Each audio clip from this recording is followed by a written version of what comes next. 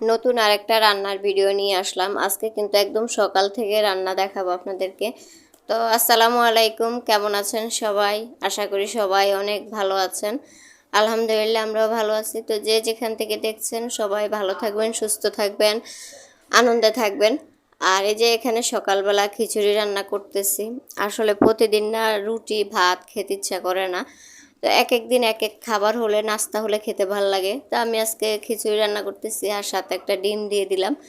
এভাবে ডিম দিয়ে দিলে খেতে কিন্তু আরও বেশি মজা লাগে। আর কালকের যেহেতু মুরগির মাংস ছিল, তো ভাবলাম যে খিচুড়ি রান্না করি। আর রুটি বানালে আমার শাশুড়ি মা বেশি একটা পছন্দ করে না, খেতে চায় না। আর আমাদের বাসার সবাই অনেক পছন্দ করে খিচুড়ি আমার হাতের, এবং আমার শাশুড়ি মা রান্না করলে অনেক মজা হয়। মার হাতের রান্নাটা অনেক খেতে বেশি ভালো লাগে। তো আমি পোলাও চাল দিয়ে রান্না করতেছি। আতপ চাল দিয়ে রান্না করলেও কিন্তু অনেক বেশি ভালো লাগে খেতে। আর এখানে খিচুড়ি বসিয়ে আমি ভাবলাম যে লাউটা কেটে নিই, আজকে যেহেতু লাউ রান্না করব। তো দেখি কি দিয়ে রান্না করা যায়, কেটে আগে রেখে দেই। তো আমার শাশুড়ি মা ঘুমাইতেছে, মা উঠলে আমি জিজ্ঞেস করে নেব কি দিয়ে রান্না করব। আর এখানে কিন্তু খিচুড়িটা হয়েও গেছে, দেখেন একদম সুন্দর হয়ে গেছে, একদম মাখা মাখা। আর বেশি ঝোল কমাবো না, এরকম থাকলে খেতে বেশি ভালো লাগে।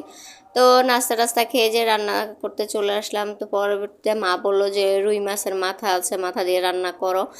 তো এখানে একটু রসুন বাটা, হলুদ গুঁড়ো, লবণ, কাঁচামরিচ দিয়ে দিলাম সাথে। দিয়ে এখন এই যে লাউগুলো দিয়ে দিব, যেহেতু আমি সকালবেলায় লাউ কেটে রেখে দিছি। তো এখন এর সাথে লাউগুলো দিয়ে দিবে, যে দেখেন হয়ে গেছে। একটু বলক আসলেই হয়, এগুলো বেশি টানাতে হয় না। আর যেহেতু লাউটা একদম কষি, এর সাথে কিন্তু কোনো পানি, আর এমনিতেও লাউ কোনো পানি দেওয়া লাগে না, লাউ থেকে এমনিতে পানি বের হয়ে যায়। তো আমি দিয়ে দিলাম। এখন কিন্তু ভালো করে নেড়ে দিতে হবে, একদম উলট পালট করে নেড়ে দিব। আর এই যে দেখেন লাউ কিন্তু পাতিল থেকে লাফ দিয়ে পড়েও যাইতেছে। তো এটা দুষ্টামি করলাম। তো এখন ঢাকনা দিয়ে রেখে দেব। আর লাউ কিন্তু সিদ্ধ হয়ে গেছে। আর পাতিলটা যেহেতু একটু বড় হয়ে গেছে, তো আমি একটা ছোটো পাতিলে বাগার দিয়ে নেব। তো এখানে রসুন কুচি আর পেঁয়াজ দিয়ে দিলাম, আর একটু জিরা বাটা দিয়ে দিচ্ছি, দিয়ে যে বাগার করে নিলাম। লাউ কিন্তু বেশি সিদ্ধ করা যাবে না, একদম বেশি নরম হয়ে গেলে খেতে ভালো লাগে না, কেমন জানি টকটক লাগে। তো এটাকে এখন তুলে নেব। আমার শাশুড়ি মায়ে বলেন যে বেশি লাউ সিদ্ধ করবা না, একটু শক্ত থাকতে নামিয়ে নিবা। আর এখানে যে কার্পু মাছ, এই কার্পু মাছের মাথা এগুলো ভুনা করব। তো মাছের মাথাটা বড় ছিল, তো আমি ছোট ছোট করে কেটে নিছি। বড় মাথা খেতে ভালো লাগে না, তো এর জন্য ছোট করে কেটে নিলাম। তো এখন কিন্তু এই যে ভুনা করব, যেহেতু আজকে লাউ রান্না করছি, তো ভাবলাম যে একটু ভুনা হলে শুধু হয়ে যাবে, আর কিছু লাগবে না। তো একটু রসুন বাটা দিয়ে দিলাম। আর এর সাথে কিন্তু মরিচের গুঁড়া দিব না, আমি দিব এখানে মরিচ বাটা দিব, ব্লেন্ডার করে নিচ্ছি গুঁড়া, সরি শুকনো মরিচ।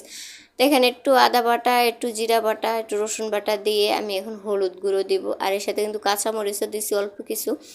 আর দিব লবণ, যেহেতু লবণ তো আমরা একটু বেশি খাই, তো লবণটা একটু বেশি করে দিব।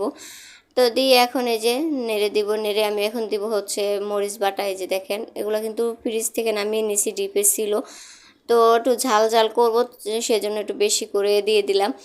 তো এখন এটাকে একটু নেড়ে আমি মাছগুলো দিয়ে দিব। আর মরিচ বাটা দিয়ে যে কোনো মাছ ভুনা খেতে অনেক বেশি মজা লাগে। শিং মাছ বলেন, তেলাপিয়া মাছ, যে কোনো মাছে আপনারা এভাবে মরিচ বাটা দিয়ে রান্না করতে পারেন, খেতে অনেক বেশি মজা লাগে। এবং সালমানের বাবা বলছিল দুপুরবেলা খেয়ে যে অনেক মজা হয়েছে, ও বলতেছে। তা আমি একটু পানি দিয়ে দিলাম সাথে। তো এইরকম খেতে কিন্তু অনেক বেশি ভালো লাগে। আর আমার ভিডিওগুলো যাদের ভালো লাগে অবশ্যই কমেন্ট করবেন এবং সবসময় পাশে থাকবেন। আর যারা সবসময় পাশে থাকেন, ভিডিওগুলো দেখেন, তাদেরকে অসংখ্য ধন্যবাদ। সবাই এভাবে পাশে থাকবেন। আর সবাই ভালো থাকবেন, সুস্থ থাকবেন। আল্লাহ হাফেজ।